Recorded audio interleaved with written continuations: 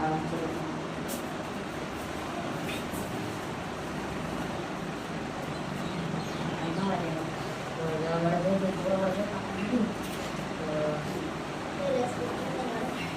देखिए यहाँ से अभ्यास 1B या फिर इसमें तुम देखोगे 1.2।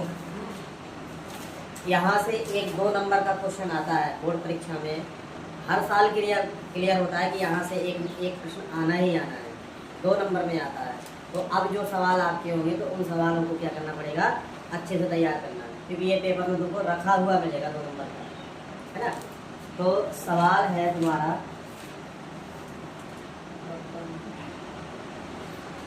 पहला सवाल इसमें आ रहा है कि सिद्ध कीजिए, सवाल लिखिए, पहला प्रश्न है तुम्हारा इसमें, सिद्ध कीजिए कि √2 एक अपरिमेय एक अपरिमेय संख्या है। क्या है, इसको हमको सिद्ध करके बताना है कि √2 एक क्या है, अपरिमेय संख्या है। तो जैसे कि √ के अंदर हम देखते हैं, जैसे कि हमको √ के अंदर 2 मिल जाए, √ के अंदर 3 मिले, √ के अंदर 5 मिल जाए, माने कोई भी ऐसी संख्या है जो पूर्ण वर्ग नहीं है और वो हमको √ के अंदर मिले, तो वो क्या क्या कहलाती है, अपरिमेय संख्याएं ही कहलाती है। लेकिन क्वेश्चन में कह रहा है फिर भी तुम इसको सिद्ध करके बताओ कि यहाँ पे जो √2 है ये क्या है, एक अपरिमेय संख्या है ना। तो इसके लिए हमको क्या करना पड़ेगा, देखते हैं क्या करना है। तो लिखेंगे हल। सबसे पहले क्या करेंगे, इसके विपरीत मान लेंगे। क्या करेंगे, इसके विपरीत मान लेंगे। भाई अभी कह रहा है सिद्ध कीजिए कि √2 एक क्या है, अपरिमेय संख्या है। तो हम यहाँ से लिखेंगे माना कि √2 एक क्या है, परिमेय संख्या है। इसका विपरीत मान के चलना है, बात समझे आता है। तो लिखेंगे माना √2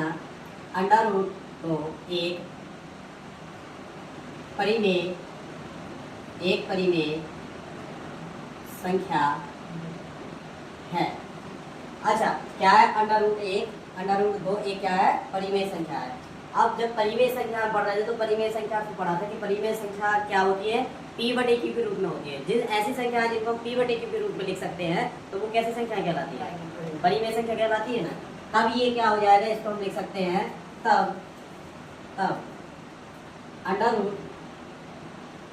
√2 बराबर क्या लिख सकते हैं हम, P/Q लिख सकते हैं, हाँ है ना।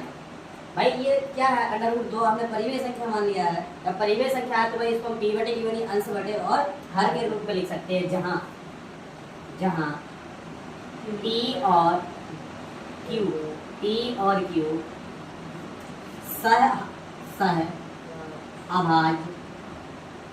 सह अभाज्य पूर्णांक है।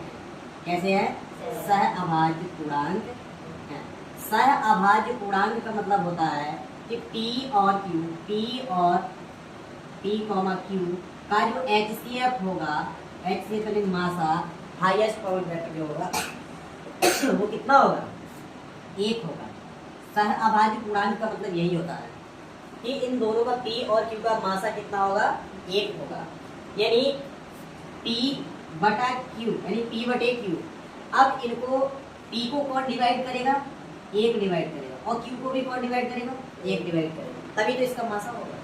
यदि मान चलो P को यहाँ पे 3 डिवाइड करने लगा या फिर P को 2 डिवाइड करने लगा पूरा और Q को भी 2 पूरा डिवाइड करने लगा, तो उसका मतलब क्या हो जाएगा, P और Q का मासा कितना हो जाएगा, उस कंडीशन में 2 हो जाएगा जब 2 डिवाइड करेगा। यदि 3 पूरा विभाजित करने लगे भाई P को भी और Q को भी, तो मासा कितना हो जाएगा, 3 हो जाएगा। भाई अभी तो ये क्या है, सह अभाज्य पूर्णांक है, यानी P और Q सह अभाज्य पूर्णांक है, और सह अभाज्य पूर्णांक का मतलब कि P और Q का जो HCF मासा है वो कितना है, केवल 1। तो 1 का भाग पूरा P में भी जाएगा और किस में जाएगा, Q में जाएगा, तभी ये जो 1 है P और Q का क्या है, मासा है। समझे यहाँ तक। अब देखिए इसी को हम कैसे गलत सिद्ध करेंगे, क्योंकि हमको इसको गलत सिद्ध करना है। क्या सिद्ध करना है, गलत सिद्ध करना है इसको हमको। तो इतनी बात अभी याद रखना, जो मैंने P और Q का HCF बताया, कितना बताया, 1 बताया। अब देखो क्या करेंगे हम, इसको यहाँ पे लेके आ जाओ। देखिए कैसे मल्टीप्लाई करा सकते हैं, भैया कैसे मल्टीप्लाई कराते हैं, कोई दिक्कत है नहीं होनी चाहिए। तो इसको हम यहाँ पे लेके आएंगे, तो भाई यहाँ पे क्या बन जाएगा, अंडर रूट 2 क्यू बराबर में क्या हो जाएगा, पी हो जाएगा। अब इसके बाद लिखेंगे दोनों पक्षों का वर्ग करने पर, माने इस वाले पक्ष का भी वर्ग कर देंगे और इस वाले, दोनों पक्षों का क्या करेंगे, यहाँ से वर्ग करेंगे। तो अंडर रूट 2 क्यू का वर्ग और यहाँ पे किसका वर्ग हो जाएगा, पी का वर्ग होगा। तो यहाँ से देखिए क्या आएगा, 2 दूनी 4। लेकिन देखिए यदि 2 होता तब तो 2 दूनी 4 कहते हैं, यहाँ पे कितना है, अंडर रूट 2 है, तो ऐसे गुणा होगा, अंडर रूट 2 मल्टीप्लाई में अंडर रूट 2, तो क्या बाहर निकल आएगा यहाँ से भाई, हाँ देखिए यहाँ से ऐसे बन जाएगा ये, और यहाँ से क्या बाहर निकलेगा, 2 बाहर निकल जाएगा। और जो यहाँ पे क्यू है, क्यू भाई पूरे की घात 2 लगी, तो इसका मतलब क्यू कितने बार गुणा है, क्यू मल्टीप्लाई क्यू, तो क्या हो जाएगा, ये क्यू स्क्वायर हो जाएगा, क्यू स्क्वायर होगा नहीं होगा। तो यहाँ से पूरा हमको क्या मिलेगा, यहाँ से तो 2 मिल जाएगा और क्यू से क्या मिलेगा हमको, क्यू स्क्वायर मिलेगा। बात समझे, यहाँ तक क्या मिल जाएगा, क्यू स्क्वायर मिल जाएगा। तो यहाँ से हम लिखेंगे 2 और यहाँ पे हो जाएगा क्यू स्क्वायर बराबर, अब पी का स्क्वायर होगा तो इसका मतलब क्या है, पी की घात 2 है तो पी गुणा पी, और पी गुणा पी कराएंगे तो क्या बनेगा, पी स्क्वायर बनेगा, क्या बनेगा, पी स्क्वायर बन जाएगा। तो यहाँ पे रहेगा ये पी स्क्वायर। बताइए कितनी बात समझे, यहाँ तक क्या नहीं समझे। अब देखिए करना क्या है, इस 2 को यहाँ पे ले जाओ, 2 किस में है, ये गुणा में है, तो इस साइड आएगा तो कहीं का हो जाएगा, भाग का हो जाएगा। तो क्यू स्क्वायर बराबर क्या हो जाएगा, पी स्क्वायर डिवाइड बाई क्या हो जाएगा, 2 हो जाएगा। अब देखिए यहाँ पे क्या है, जो पी स्क्वायर है, ये जो पी स्क्वायर है ये किससे डिवाइड हो रहा है, 2 से डिवाइड हो रहा है, माने 2 का भाग पूरा पूरा किस में जा रहा है, पी स्क्वायर में जा रहा है। और जब 2 का भाग पी स्क्वायर में हम दे रहे हैं और बराबर में क्या लिखा है यहाँ पे, क्यू स्क्वायर, इसका मतलब क्या है, 2 का भाग पी स्क्वायर में देंगे तो बराबर किसके आएगा, क्यू स्क्वायर के आएगा। तो यहाँ से हम ये कह सकते हैं, जो यहाँ पे तुम्हारा पी स्क्वायर है 2 से विभाज्य है, क्या है, पी स्क्वायर 2 से विभाज्य है, अर्थात पी भी क्या होगा, 2 से विभाज्य होगा। ये बात यहाँ पे लिखनी पड़ेगी हमको, लिखेंगे यहाँ पे कि पी स्क्वायर 2 से विभाज्य है,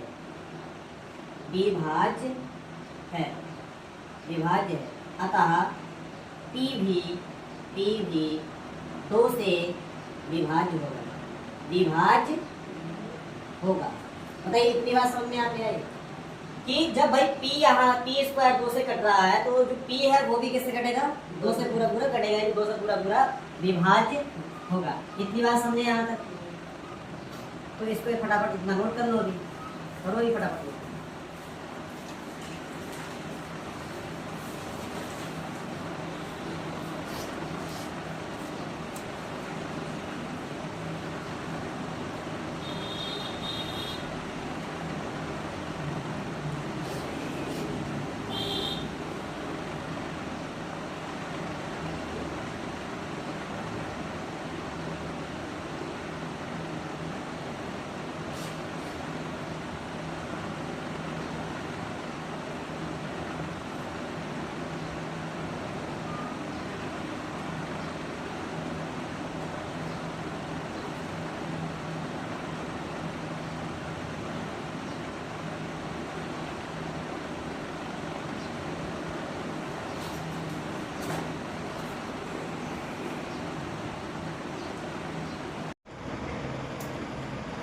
चलिए अब इस सवाल को यहाँ से फिर से हम उठाएंगे, यहाँ से देखिए जहाँ पे हमने डिब्बा बना दिया, यहाँ से फिर से हम इसको उठाएंगे। अब देखिए करना क्या है, यहाँ पे अभी कौन 2 से विभाज्य हुआ है, टी 2 से विभाज्य हुआ है। क्या कौन विभाज्य हुआ है, टी 2 से विभाज्य हुआ है। अब इसी सवाल में हम बताएंगे जो क्यू है कि क्यू स्क्वायर है, इसको भी हम 2 से विभाज्य करेंगे तो क्यू भी किससे विभाज्य हो जाएगा, 2 से विभाज्य हो जाएगा। इसको आपको बताने के लिए हम यहाँ पे क्या लिखेंगे कि भाई मान लेंगे, यहाँ पे मानते हैं माना P बराबर, क्या मान लेंगे, P बराबर। अब देखिए सवाल में क्या है, अंडर रूट 2 है ना, तो आपको 2 मानना पड़ेगा, P बराबर 2 और उसके साथ एक क्या मान लोगे, कोई चर राशि मान लोगे। जैसे मैंने यहाँ पे मान लिया P बराबर 2m मान लिया, क्या मान लिया, 2m। माने मैंने माना P बराबर क्या है, 2m, मैंने माना है, ये कहीं से आया नहीं है, क्या है, माना। आपको भी मानना पड़ेगा सवाल में, है ना। यहाँ पे 2 कहाँ से आया, क्योंकि सवाल में कह रहा अंडर रूट 2 को हमको सिद्ध करना है, तो जितना कहे √3 कहे तो यहाँ पे क्या मानोगे 3 मान लोगे। यहाँ पे m है, m की जगह पे तुम कुछ भी मान सकते हो, बस ये p और q नहीं मान सकते क्योंकि p और q हमारे सवाल में आ चुके हैं एक बार, इनको छोड़कर कुछ भी मान सकते हो। तो मैंने क्या मान लिया है यहाँ पे m मान लिया। अच्छा सवाल में √3 दिया जाए फिर यहाँ पे क्या मानोगे, और सवाल में √5 दिया जाए तो क्या मानोगे 5 मानोगे। और इस वाले जगह पे p² की जगह पे माने p की जगह पे तुम यहाँ पे इसको रखोगे। तो अब यही हमको करना है, इसको समीकरण हम थोड़ी देर के लिए 1 मान लें। तो यहाँ पे अब हम क्या करेंगे भाई, हम जानते हैं यहाँ पे 2 क्या लिखा है, ये 2q² बराबर 2q² बराबर क्या है ये p², यही तो लिखा है देखिए 2q² बराबर क्या है ये p² है। तो अब क्या करेंगे, p के जगह पे हम क्या करेंगे, p का मान रखेंगे 2m, रख देंगे या नहीं रख देंगे। तो p के जगह पे हम क्या रख सकते हैं 2m रख सकते हैं, समझ रहे हो तुम। p की जगह पे क्या आ जाएगा, हाँ तो यहाँ पे 2q² बराबर और यहाँ पे कितना हो जाएगा 2m का हो जाएगा ये होल स्क्वायर हो जाएगा। अच्छा ये स्क्वायर होगा क्योंकि p का भी क्या हो रहा था यहाँ पे स्क्वायर होता भाई। p की जगह पे हम p का मान रखे हैं, p की जगह पे क्या रखे हैं p का मान रखे हैं, और यहाँ पे जो स्क्वायर था तो यहाँ पे क्या हो गया इसका स्क्वायर हो गया। अब यहाँ से क्या बनेगा भाई 2q² बराबर, अब यहाँ से कितना दूनी कितना हो जाएगा 4 हो जाएगा क्योंकि घाते 2 है, और m का क्या हो जाएगा यहाँ पे m² हो जाएगा। बात समझे यहाँ तक या नहीं समझे। अब देखिए ये कटेगा कैसे, 2 एकम 2 और 2 दूनी 4, भाई 2 यहाँ पे तो इस साइड आएगा भाग में आ जाएगा, तो इस वाले 2 से ये 4 कट जाएगा। तो यहाँ पे कितना बचा q² बराबर 2m² बचा है, यही तो बचा है। यहाँ पे तो कट गया 2 और यहाँ का ये 4 कट गया, 2 से कटा तो कितना आया 2 ही तो आएगा। तो q² बराबर क्या हो जाएगा 2m² हो जाएगा। अब क्या करेंगे इसको, जो 2 है 2 को इस साइड लेके आ जाएंगे, तो यहाँ पे किसमें गुणा में, तो किसमें हो जाएगा भाग में हो जाएगा। तो यहाँ से आ जाएगा ये q² बराबर क्या बन जाएगा m² और डिवाइड बाई यहाँ पे इसमें क्या हो जाएगा 2 हो जाएगा। अब यहाँ से हम क्या कह सकते हैं कि जो q² है वो किससे विभाज्य है 2 से विभाज्य, तभी तो m² आ रहा है या बराबर में नहीं आ रहा। तो कहेंगे यहाँ पर q² 2 से विभाज्य है, अर्थात q भी किससे विभाज्य होगा 2 से विभाज्य होगा। लिखेंगे q²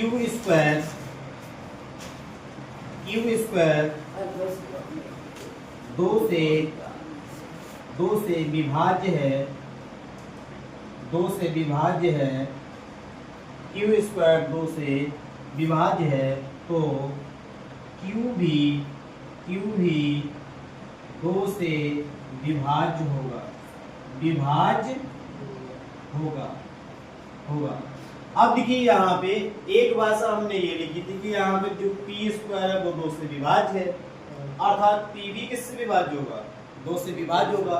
यहाँ पे हम बता रहे हैं कि जो q² है वो किससे 2 से विभाज्य है, तो q भी किससे विभाज्य होगा 2 से विभाज्य होगा। भाई पहले हम क्या इसमें लिख रहे थे, पहले क्या मान के चले थे, जहाँ p और q क्या है ये सह अभाज्य पूर्णांक हैं। कैसे p और q कैसे पूर्णांक है सह अभाज्य, और मैंने बताया था सह अभाज्य पूर्णांक का मतलब क्या होता है भाई, इनका जो इनका मासा है यानी HCF है वो कितना है 1 बताया था, स्टार्टिंग में बताया था ना, इनका मासा कितना होता है 1 होता है। लेकिन अब जो एक मासा होने का मतलब है जो P और Q है इसमें केवल उभयनिष्ठ एक का ही भाग जाएगा नहीं जाएगा। लेकिन अभी देखिए मैंने क्या बता दिया इन दोनों इस सवाल के माध्यम से, इससे बताया कि जो P है ये किससे डिवाइड हो रहा है 2 से। भाई p² 2 से विभाज्य हो रहा तो P भी किससे होगा 2 से विभाज्य, ये बात याद रख लेना। किसी का वर्ग यदि मान के चलिए 36 है 2 से विभाज्य हो रहा है तो ये किसका वर्ग है 6 का वर्ग, तो 6 भी किससे विभाज्य होगा 2 से विभाज्य होगा, ये बात भी ध्यान में रखिए। वही यहाँ पे यहाँ पर तो हमने बता दिया कि P किससे विभाज्य होगा 2 से विभाज्य होगा, और यहाँ पे बता दिया जो Q है ये भी किससे विभाज्य होगा 2 से विभाज्य। आप बताइए क्या ये यहाँ पे सह अभाज्य पूर्णांक रहे, सह काहे के लिए रहेगी भाई, सह अभाज्य पूर्णांक का मतलब होगा HCF मासा 1 आना चाहिए, लेकिन यहाँ पे मासा कितना बता दिया तुमने 2 मासा बता दिया। इसका मतलब ये जो हमने कल्पना मानी थी यहाँ पे, ये हमारी कल्पना क्या थी? गलत थी। और इस सवाल में हमको यही सिद्ध करना था कि जो हम मानेंगे वो हमारी कल्पना क्या होगी? गलत है। तो लिखेंगे यह विरोधाभास, यह विरोधाभास हमारी गलत कल्पना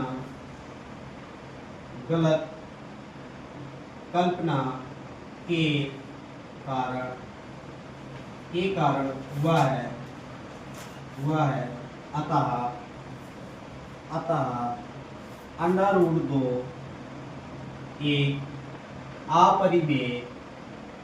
एक अपरिमेय संख्या है। और बेटा याद रखना, ऐसा प्रश्न पूछता है परीक्षा में, बोर्ड परीक्षा में पूछेगा, हर साल का रहता है, यहाँ से क्वेश्चन पूछता है। आइए फिर से इसमें समझे, यदि उसमें कोई ऐसी चीज बची है जो आप नहीं समझ पाया तो इसमें समझ सकते हो। तो सिद्ध कीजिए कि √1 एक अपरिमेय संख्या है, तो इसका उल्टा मानेंगे, माना √3 एक परिमेय संख्या है। क्या है? एक परिमेय संख्या है। तो इसका हमने जस्ट अपोजिट मान लिया, उल्टा मान लिया कि ये क्या है? एक परिमेय संख्या है। तब जब ये परिमेय संख्या है तब क्या होगा? हम जानते हैं कि √3 किसके बराबर हो जाएगा? एक p/q के रूप में हो जाएगा, है ना? क्योंकि परिमेय संख्याएं होती हैं वो p/q के रूप में होती है, अंश बटे हर के रूप में होती है। तो इसको हमने p/q के रूप में लिख लिया क्योंकि ये क्या है? परिमेय संख्या है हमारी। अब देखिए इसमें क्या होगा, अब इसको हम यहाँ पे लेके आएंगे, है ना? कैची गुणा करेंगे, क्यू को यहाँ पे लेके आ जाएंगे तो आ जाएगा √, ये की जा जाएगा। बताना क्या था इसमें? जहां, है ना? लिखेंगे जहां p और q सहअभाज्य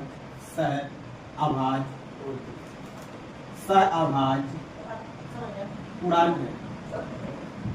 सहअभाज्य पूर्णांक है। अच्छा, जहाँ p और q क्या है? सहअभाज्य पूर्णांक है। इसका मतलब क्या है? p और q का मासा कितना है? एक है। माने p को और q को एक ही डिवाइड कर रहा है। p यानी p में एक का भाग जाएगा और q में भी किसका भाग जाएगा? एक का ही भाग जाएगा। इसलिए इनका जो मासा होगा यानी p और q का HCF जो होगा वो कितना होगा? एक होगा। और इनका HCF एक नहीं 3 हम बताएंगे अभी। फिर भाई 3 होगा, क्योंकि हम बता देंगे p किससे डिवाइड होगा? 3 से होगा, और q भी किससे डिवाइड होगा? 3 से हो जाएगा। तो ये यहाँ पे गलत हमारी कल्पना हो जाएगी ना, तो यहाँ पे सहअभाज्य में, तो पूरा सवाल क्या गलत माना जाएगा।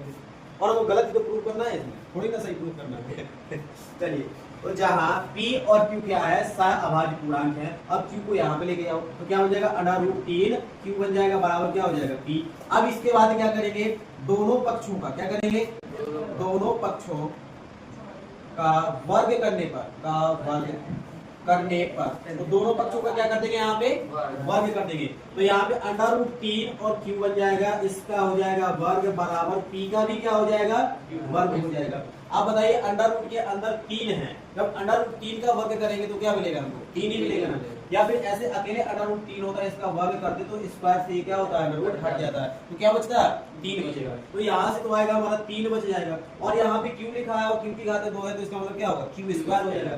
तो यहाँ पे मिलेगा ये q² मिल जाएगा बराबर, यहाँ पे क्या हो जाएगा? ये p² हो जाएगा। बात समझे यहाँ तक? यहाँ पे क्या हो गया? 3q² बराबर क्या हो गया? p² हो गया। अब इस 3 को यहाँ पे लेके आ जाओ तो q² बराबर क्या हो जाएगा? p² हो जाएगा, और डिवाइड बाई क्या हो जाएगा? 3 हो जाएगा। अब देखिए 3 p² को क्या कर रहा है? विभाजित हो रहा है, यानी विभाजित कर रहा है। 3 है, p को पूरा विभाजित कर रहा है, और तभी तो बराबर में क्या है? q²। तो यहाँ पे एक भाषा लिखेंगे, क्या लिखेंगे यहाँ पे? यहाँ p² 3 से विभाज्य, अतः p भी क्या होगा? 3 से विभाज्य होगा। लिखेंगे p² 3 से विभाज्य है, p² 3 से विभाज्य है, तो p भी 3 से विभाज्य होगा। बात समझिए यहाँ तक? इतनी भाषा मैंने यहाँ तक लिखी और कुछ नहीं किया। अब सवाल को आगे बढ़ाते हैं इसके। देखिए अब यहाँ पे क्या करना है? मानना है, बताया था मानना पड़ेगा। तो लिखेंगे माना p बराबर, क्या मानेंगे? p बराबर 3 मानेंगे ना, क्योंकि किसको सिद्ध कर रहे हैं 3 को, 3, और 3 के बाद एक हमको चर राशि माननी है। चर राशि जानते हो, ए से लेकर जेड तक कुछ भी मान सकते हो। क्या मान ले, m मान ले, क्योंकि पिछले सवाल में भी हमने m माना था। तो p बराबर क्या मान लिया हमने, 3m मान लिया। अब क्या करना है, इसमें तुमको रखना पड़ेगा, इसको उठा लो यहाँ से। तो देखिए ये इसको समीकरण नंबर 1 बना के छोड़ दिया करो यहाँ पे। अब इसको यहाँ पे उठा लेंगे, तो यहाँ पे क्या कितना लिखा है, 3q² बराबर में क्या है, ये p², ऐसे तो लिखा है। और p का मान कितना रखना है, 3m रखना है। तो यहाँ पे कितना आ जाएगा, 3q² बराबर यहाँ पे कितना हो जाएगा, 3m का क्या होगा, स्क्वायर हो जाएगा, होगा ही नहीं होगा। अब इसमें तो कोई बदलाव आएगा नहीं, लेकिन यहाँ पे बदल जाएगा, 3 का 9 और क्या बन जाएगा, m² बन जाएगा। तो यहाँ पे आएगा 3q² बराबर यहाँ पे 3 का 9 और यहाँ पे क्या बन जाएगा, m² बन जाएगा। अब देखिए 3 को यहाँ पे लेके आओ, 3 किसमें है ये, तो यहाँ पे आएगा किसमें हो जाएगा, भाग में हो जाएगा। और ये 3 किसको कटाएगा, 9 को कटाएगा। तो यहाँ पे 3 एकम 3 और 3 का 9 हो जाएगा। इतनी बात समझ में आ रही।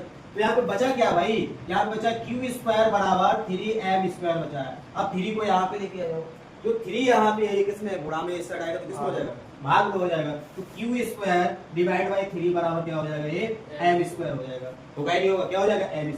अब यहाँ पे जो q² है वो किससे विभाजित हो रहा है, 3 से विभाजित हो रहा है। तो q² है वो 3 से विभाजित हो रहा है, और यहाँ पे विभाजित होने के बाद क्या आ रहा है, m² आ रहा है। तो यहाँ पे एक भाषा लिखेंगे कि जो या ऐसे लिखेंगे, जो q² है, q² 3 से विभाज्य क्या विभाज्य है। अतः q भी 3 से विभाज्य होगा। बात समझ में आ रही। अब देखिए इस वाले कथन से हमको भाई पता चला जो p है वो किससे डिवाइड हो रहा है, 3 से। और इस वाले कथन से हमको पता चल रहा है जो q है वो किससे डिवाइड हो रहा है, 3 से हो रहा है। तो बताइए यहाँ तो हम इसका HCF क्या आवाज पूरा का मतलब होता है HCF मासा ही, लेकिन यहाँ पे मासा कितना आ रहा है, 3 आ रहा है, इसलिए कल्पना हमारी क्या है, गलत है। तो यहाँ पे अब हम लिखेंगे अतः ऐसे लिखेंगे, यह विरोधाभास हमारी गलत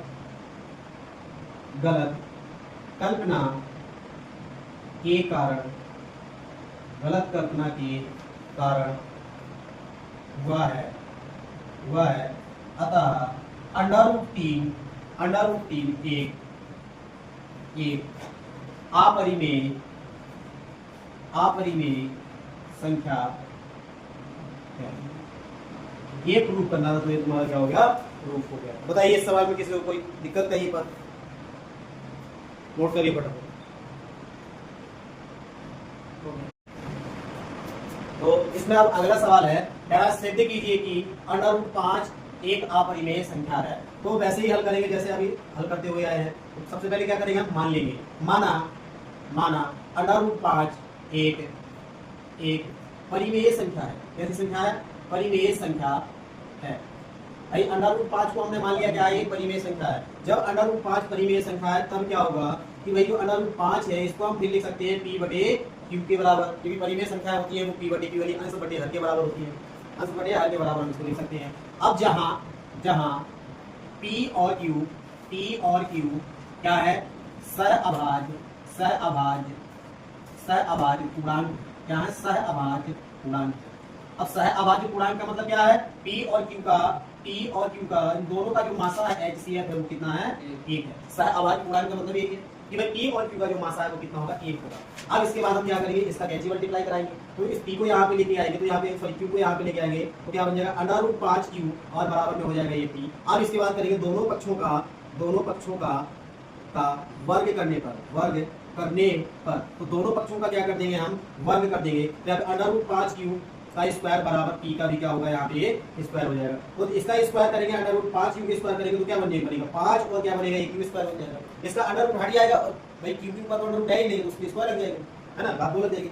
बराबर क्या हो जाएगा, यहाँ पे p² हो जाएगा। अब 5 को यहाँ पे लेके चले जाओ तो यहाँ पे क्या हो जाएगा, q² बराबर हो जाएगा p² डिवाइड बाई क्या हो जाएगा, 5 हो जाएगा। तो यहाँ से हम कह सकते हैं कि 5 से क्या है, p² विभाज्य है। तो लिखेंगे p² 5 से विभाज्य है। p² 5 से विभाज्य है, तो p भी 5 से विभाज्य होगा। 5 से विभाज्य होगा। अब आगे देखिए हम क्या करेंगे, हमको मानना है, माना क्या मानना है, माना P बराबर कितना मानेंगे यहाँ पे, P बराबर 5 और पीछे क्या मान लेंगे M, तो P बराबर 5M हमने मान लिया, माना है, तो लिखा है यहाँ पे।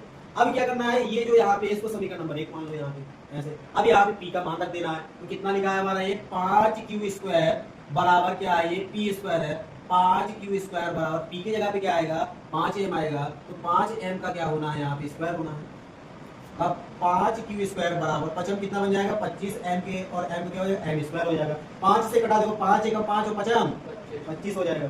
तो यहाँ पे क्या बचा, Q² बराबर 5M² बचा। अब 5 गुणा में है तो इस साइड है किसका भाग में हो जाएगा, तो यहाँ पे बन जाएगा Q² डिवाइड बाई क्या हो जाएगा 5 हो जाएगा, बराबर क्या हो जाएगा M² हो जाएगा। तो यहाँ पे हम कह सकते हैं जो Q² है ये 5 से क्या है विभाज्य है, और विभाज्य होने पर किसके बराबर है M² के बराबर है। माने Q² में जब हम डिवाइड भाग कर रहे हैं 5 का, तो क्या मिल रहा है हमको M² मिल रहा है। तो यहाँ से हम कह सकते हैं जो Q² है वो 5 से विभाज्य है, तो Q भी 5 से क्या होगा विभाज्य होगा। लिखेंगे तो Q² है, Q² 5 से विभाज्य है, 5 से विभाज्य है, तो Q भी 5 से विभाज्य होगा। देखिए यह विरोधाभास हमारी गलत कल्पना के कारण हुआ है। यह विरोधाभास हमारी गलत कल्पना के कारण हुआ है। अतः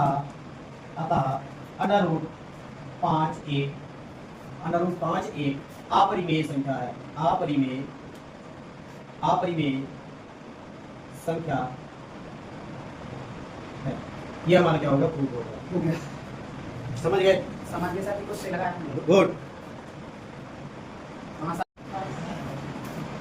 दूसरा क्वेश्चन है, कह रहा है सिद्ध कीजिए कि 3 प्लस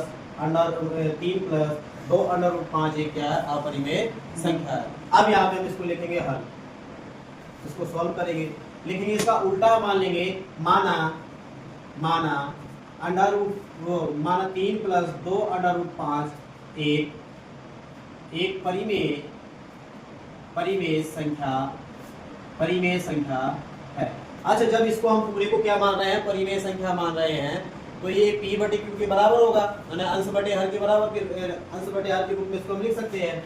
तब यहाँ से क्या हो जाएगा, तब 3 प्लस 2√5 है ना, किसके P/Q के बराबर हमने कर दिया, जहां P और Q पूर्णांक संख्याएं हैं। अब ये कैसी संख्या हमने मान लिया, पूर्णांक संख्याएं हैं। पहले हम अभाज्य संख्याएं मानते थे क्योंकि वो मासा पे ही एकदम लगता था। अब यहाँ पे ये क्या होगा, हम जानते हैं √5 को हम क्या कर चुके हैं, यानी अपरिमेय सिद्ध कर चुके हैं। हमको ये पता है कि ये 5 लगा तो ये अपरिमेय तो होना ही होना है। अब इसको पूर्णांक की सहायता से हम इसको दर्शा देंगे, सिद्ध कर देंगे। तो अब क्या करेंगे, इसमें जो इसका इस साइड लाएंगे धीरे धीरे यहाँ पे, तो यहाँ पे देखिए 3 को यहाँ पे लेके आएंगे, तो यहाँ पे क्या बचेगा 2 और यहाँ पे √5 बचेगा, बराबर में P/T क्या होगा, ये Q होगा, इतना ही होगा। अब तुम कहोगे 3 कहाँ गया, तो 3 यहाँ पे प्लस का इस साइड लेके आ जाएंगे तो किसका हो जाएगा माइनस का 3 हो जाएगा, तो यहाँ पे हो जाएगा माइनस का 3 हो जाएगा। अब क्या करना है, इसका सही बटा तोड़ना है, तो 2√5 बराबर कितना बन जाएगा, ये P माइनस कितना हो जाएगा 3Q हो जाएगा, और बटे में क्या होगा Q होगा। जमा कर रही है नहीं दिखाई नहीं दे, हाँ पढ़ जाते नहीं दिखाई दे। अच्छा अब देखिए क्या इसमें क्या किया भाई, 3 को हम इस साइड ले गए तो ये प्लस में किस में आ जाएगा माइनस में आ जाएगा। अब इसका हमने सही बटा दोगे, Q की मल्टीप्लाई कराएंगे 3 में तो कितना बन जाएगा 3Q बन जाएगा, तो ये P माइनस 3Q और बटे में क्या आ जाएगा, ये Q आ जाएगा, आएगा ये नहीं आएगा। अब देखिए जो 2 यहाँ पे है, ये 2 किसमें है गुणा में, तो इस साइड किस में आएगा भाग में आ जाएगा। तो यहाँ पे क्या बचेगा √5 बचेगा, बराबर में यहाँ पे हो जाएगा P माइनस 3Q और बटे में क्या हो जाएगा 2Q हो जाएगा, यही रहेगा। अब बताइए, अभी तक हमने यहाँ पे एक चीज लिखी है कि जो P इसमें तुमको P और जो Q मिल रहा है ये क्या है पूर्णांक है, और पूर्णांक संख्याएं हम पढ़ चुके हैं। पूर्णांक संख्याएं सभी की सभी पूर्णांक संख्याएं क्या होती है परिमेय संख्या होती है। तो भाई यहाँ पे जो P है Q है तो ये परिमेय संख्या है। और देखिए यहाँ पे 3 है 3 भी तो परिमेय संख्या होती है और 2 भी तो परिमेय संख्या है। तो ये पूरा का पूरा जो ये इस साइड तुमको मिला है, समूह मिला है, ये क्या है? परिमेय है। ये क्या है? परिमेय संख्याओं का समूह है। और जो है पूरी की पूरी परिमेय संख्याएं ये सभी है, सभी परिमेय संख्याएं होती है। और जो यहाँ पे √5 है, ये क्या है? अपरिमेय संख्या है। तो ये भाई अभी सिद्ध कर दिया है ना पिछला सवाल, है ना? √5 एक अपरिमेय संख्या है। तो ये क्या है? अपरिमेय संख्या है, अपरिमेय संख्या है। अब देखिए यहाँ पे वो क्या रहा है, जो √5 है ये इसके बराबर है, जबकि √5 कैसी संख्या है? अपरिमेय। और ये जो पूरा का पूरा यहाँ पे तुमको दिख रहा है, ये क्या है? ये क्या है? परिमेय। और इसमें क्या हो रहा है? परिमेय और अपरिमेय बराबर हो रहा है। यही तो हो रहा है भाई। देखिए जो अपरिमेय है, इसमें अपरिमेय संख्या है, ये बराबर किसके हो रही है? परिमेय संख्या के। परिमेय संख्या के बराबर हो रही है, नहीं हो रही। जो अपरिमेय संख्या है वो किसके बराबर हो रही है?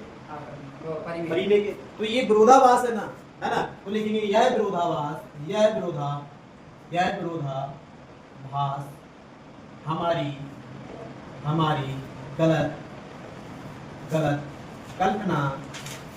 गलत कल्पना के कारण हुआ है। अतः 3 + 2 √5 एक अपरिमेय संख्या है। ये तुम्हारा क्या हो गया? सिद्ध हो गया।